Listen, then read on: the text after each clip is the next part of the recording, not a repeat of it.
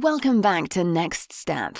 In this edition, we're showing you how you can educate your patients and market your practice by using our new walking tips images that can be personalized with your logo. We sat down with our friend Emma Cowley and chatted about the Footnotes project. There's also a sneak peek at the brand new Osgo website that's coming soon. The platform has brand new interface for all members and lots of advanced features for compliance members.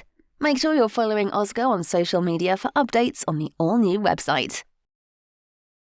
We're delighted to announce a new Osgo platform. It's got a brand new interface for all members and a whole host of new features for our compliance members too. Wanted to very quickly show you the new CPD Log feature, which is an interactive log.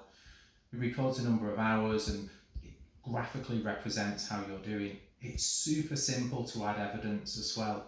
So we can write in here what's happening with the current CPD activity, how many hours we've done it for, what the completion date was, and then we can upload any evidence supporting it as well. So a reflection log or a certificate if that's what we wanted to add in as well. And super simple like that, it's logged onto the system, it's being uploaded. Should we get called for audit, all we have to do is export CPD and it will generate a report for us. May is National Walking Month, and as podiatrists, you know the importance of looking after your feet, especially if you're a keen walker or hiker. Here at Osgo, we have created some social media images containing walking tips for you to use across your social media platforms to educate your patients whilst marketing your clinic. By following these few simple tips, your patients can minimise foot problems from occurring whilst maintaining their physical activities. To get your ready-made images, simply download the deal from the Osgo website and we'll be in touch to get your logo to add. Hello, I'm Emma Cowley. I'm the Principal Investigator on the Footnotes project. Okay, so the Footnotes project is very simply taking thoughts and perceptions from people on social media in response to videos that we're posting. So we've set up, this is what you've seen, we've set up at Footnotes or at the Footnotes project social media accounts on Twitter, on Instagram, Facebook, and on YouTube.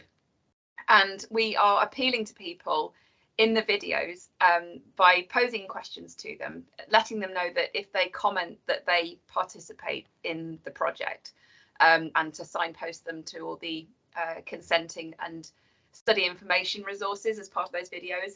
But basically anyone who comments, so at the moment, the first video we had out was asking about what people love and what people less love about feet.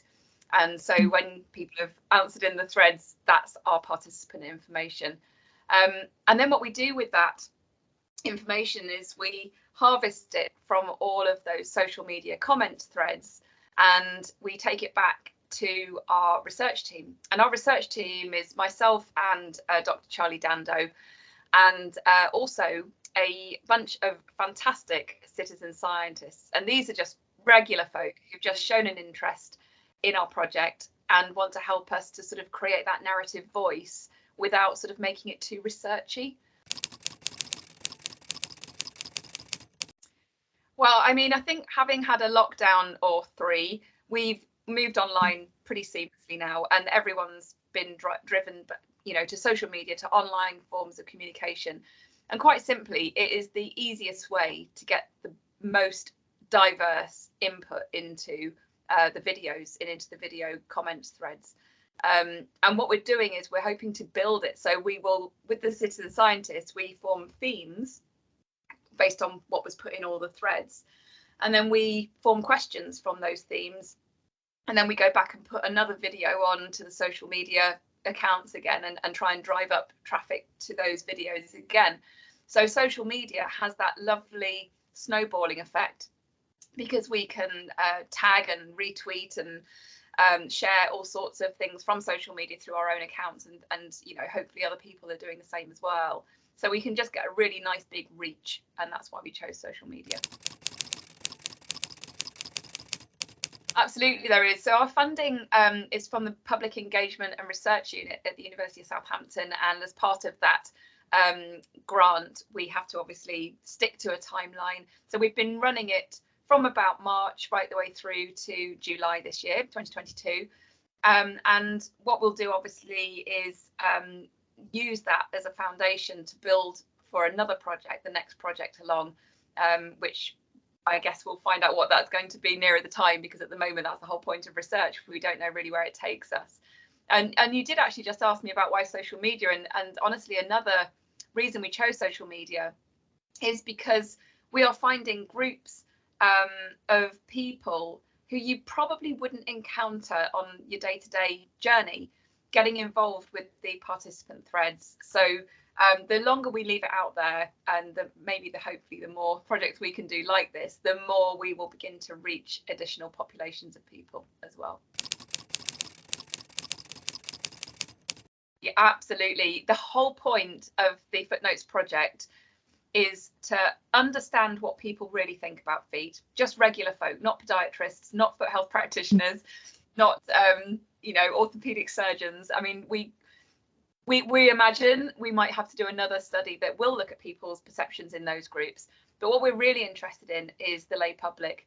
And the reason we're interested is because we suspect there are a few conversations out there, a few aspects of the conversation about feet that we are not listening to in healthcare.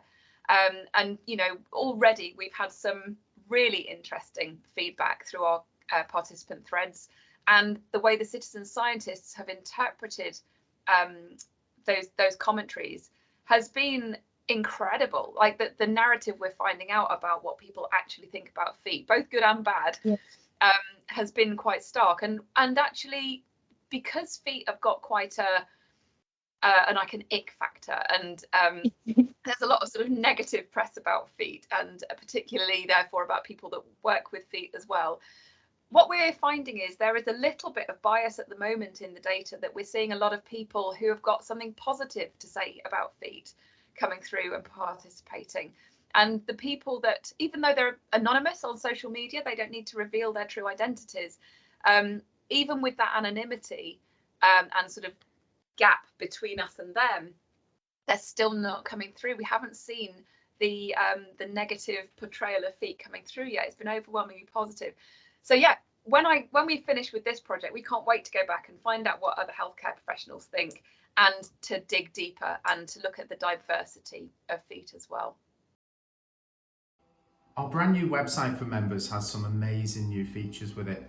One of them is including workflows for your practice. Workflows can really assist with ensuring that we do the right things at the right time and in the right order. And on the site, there's a host of examples, and there's even the ability to create your own specific, unique workflows. So for example, if we're recruiting a new team member, there's an example here we can have a look at, and will now generate, and it will give us the suggested steps for our workflow, which we can now kind of adhere to, we can amend, complete, and make it work for us in our practice.